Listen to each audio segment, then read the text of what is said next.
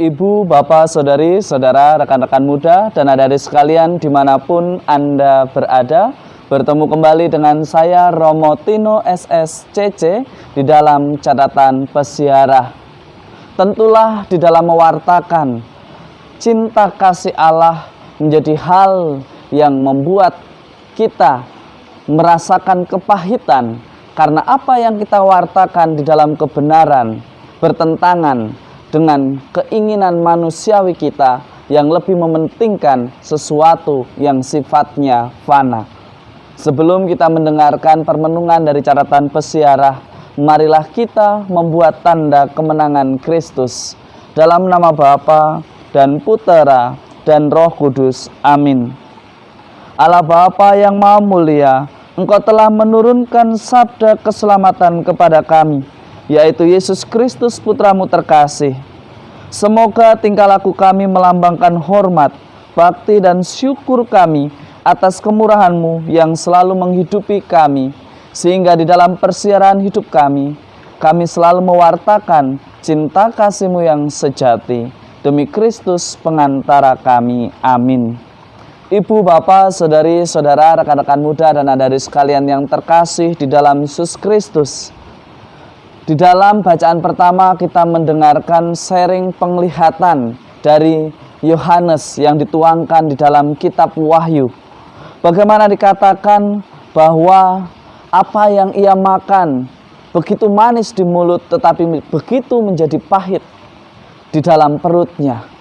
Ia mau menyampaikan bahwa di dalam pewartaan kerajaan Allah tentulah kemanisan yang akan didapat bagi siapa saja yang mau dan dengan tulus hati mewartakan sukacita kerajaan Allah. Tetapi pada faktanya, mewartakan kebenaran, mewartakan sukacita, mewartakan arti keindahan dari sebuah kesetiaan selalu bertentangan dengan kebanyakan keinginan manusia atau khalayak ramai.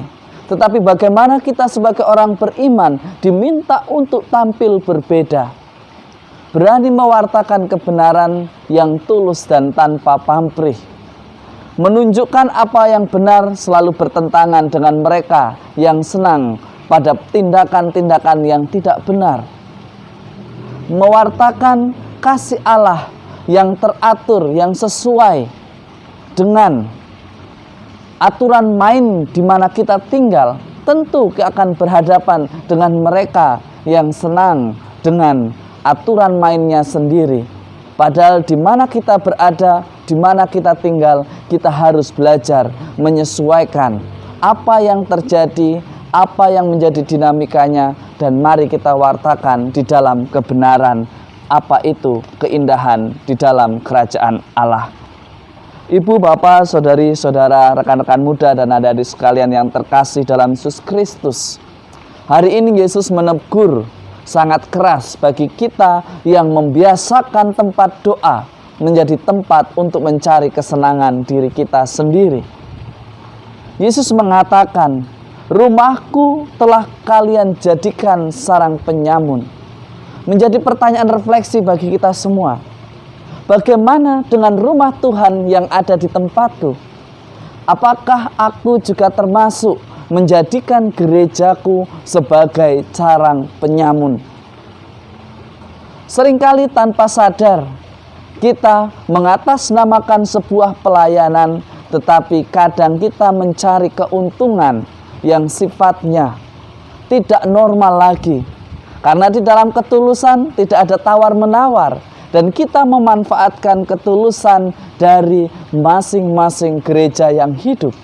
Hari ini Yesus menegur itu. Yesus mengobrak-abrik itu. Karena di dalam berdagang mencari untung itu suatu hal yang wajar. Tetapi memanfaatkan sebuah ketulusan orang yang sedang datang ke rumah Tuhan untuk berdoa, ini adalah sesuatu yang patut untuk kita luruskan. Yang patut untuk diluruskan sebagaimana difirmankan oleh Allah. Yesus mengingatkan kepada kita semua, ingat, di dalam gereja yang hidup kita melayani bukan untuk keuntungan materi, tetapi untuk berbagi berkat atas apa yang kita terima dari Tuhan, untuk mewartakan cinta kasih Allah sebagai ungkapan syukur kita kepada Tuhan. Semuanya semata-mata untuk kemuliaan Tuhan. Menjadi sangat menarik bagi kita refleksikan. Bagaimana dengan kita sekarang? Apakah kita merasa tersingkirkan karena begitu banyak pelayan yang lebih baik, yang lebih tidak memperhitungkan? Ibu, bapak, saudari, saudara, rekan-rekan muda yang terkasih, jika kita melayani dengan tulus, ketika dievaluasi, ketika diarahkan, tentulah kita menerima. Jika kita sesuai dengan apa yang menjadi nilai-nilai Kristiani di dalam gereja yang hidup. Tetapi seringkali apa? Kita merasa bahwa kita yang paling benar, bahwa kita yang paling lama, bahwa kita yang paling senior. Tetapi Yesus mengingatkan kepada kita semua, di dalam gereja yang hidup, kebenaran mutlak pada firman-Nya. Kebenaran mutlak pada rencana Allah untuk kita semua. Gereja dipakai untuk umum dan dipakai untuk mewartakan kebaikan dan bukan sebuah kecurangan dan bukan sebuah materi, tetapi semuanya adalah kebahagiaan surgawi. Jangan sampai kita menjadi penghalang bagi orang-orang yang dengan tulus melayani, yang dengan tulus berbagi, yang dengan tulus mau menjadi gereja hidup yang terlibat hanya karena tidak sesuai dengan keinginan, hanya karena mematikan pendapatan kita. Karena gereja bukanlah pasar, gereja adalah rumah doa, gereja adalah tempat untuk beribadah, gereja adalah tempat untuk orang bertobat, gereja adalah tempat untuk orang berekonsiliasi menjadi yang lebih baik lagi. Jadikanlah hidup kita berkat, karena itulah yang dikehendaki Tuhan. Semoga berkat Tuhan selalu melindungi kita semua dalam nama Bapa dan Putera dan Roh Kudus. Amin. Saudari-saudaraku yang terkasih, sebuah pelayanan yang tanpa pamrih akan melahirkan sukacita, karena dengan memberi kita mendapat, dengan mengetuk pintu dibukakan, dengan mencari kita mendapat. Maka layanilah dengan sukacita, carilah kebahagiaan yang abadi dan bukan yang fana. Selamat beraktivitas, selamat mengerjakan pekerjaan pada hari ini, dan jadikanlah hidup kita semua menjadi berkat bagi sesama kita dan keluarga kita. Amin.